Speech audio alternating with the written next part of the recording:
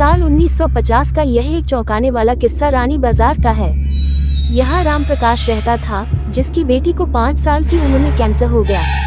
कई डॉक्टरों को दिखाने और इलाज कराने पर भी उसमें किसी तरह का सुधार नजर नहीं आया। होते होते एक रात कैंसर ने उसकी जान ले ली। उस बच्ची की जान रात को करीब 1 बजे गई थी। उसी रात को पास के ही एक गांव की महिला मोहिनी को एक ट्रक ने टक्कर मार दी थी। मोहिनी के परिवार वालों ने पूरी विधि के साथ उसे अंतिम विदाई दी। अब बच्ची के परिवार वाले भी उसे दफनाने के लिए जंगल की तरफ निकले। जंगल जाते समय अचानक से उस लड़की के शरीर में हलचल हुई। सभी हैरान हो गए कि मृत लड़की का शरीर कैसे हिल रहा है। थोड़ी ही देर में लड़की जिंदा हो गई और उसके परिवार वाले खुशी खुशी उसे अपने साथ घर ले आए। किसी को इस बात की भनक नहीं थी कि उस लड़की के अंदर उसी रात ट्रक से टकराने वाली मोहिनी की आत्मा घुस गई थी। बच्ची जब से मौत से लौटकर आई थी, तब से ही उदास और चुपचाप एक कोने में बैठी रहती थी। एक दिन उसकी माँ ने उसे खुद अपने हाथों से खाना खिलाया और मामा के घर लेकर जाने की बात कही। खाना खिलाकर उसे अच्छे से तैयार करके वो उसे अपने मायके ले गई। रास्ते में वो बच्ची जैसे ही उस ट्रक के हादसे वाली जगह पहुंची, तो उसने अपनी माँ को कहा कि मेरा गांव इधर है। माँ ने उसकी बातों पर बिल्कुल गौर नहीं किया और उस बात को हंसी में टाल दिया। कुछ ही देर में वो अपनी बेटी के मामा यानी अपने भाई के घर पहुंच गई।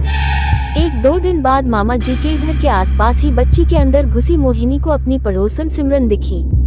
उसने जोर से उसे नाम से पुकारा। सिमरन ने पलट कर देखा तो एक छोटी बच्ची थी। उसे बड़ी हैरानी हुई कि इस लड़की को मेरा नाम कैसे पता है। तभी मोहिनी ने अपने साथ बीती सारी बातें उसे बता दी। उसने कहा कि मेरे परिवार वालों ने मेरी मौत से ही पहले मुझे जला दिया था, इसलिए मेरी आत्मा भटक रही है। उसी दिन इस लड़की की भी मौत हो गई थी, तो मैं इसके शरीर में घुस गई। सिमरन ने ये बात अपने गांव जाकर सबको बता दी। पूरे गांव वाले और उसके रिश्तेदार मोहिनी से मिलने के लिए उसी बच्ची के मामा के घर के पास पहुंच गए। उस लड़की के अंदर रह रही मोहिनी की आत्मा ने सबको एक एक करके पहचान लिया। कुछ देर बातें करने के बाद वो अपने परिवार वालों के साथ अपने घर चली गई। अब उस लड़की की माँ बच्ची को घर में न देखकर परेशान थी। जब उसे पता चला कि वो कुछ लोगों के साथ दूसरे गांव गई है, तो वो उसे बुलाने के लिए चली गई।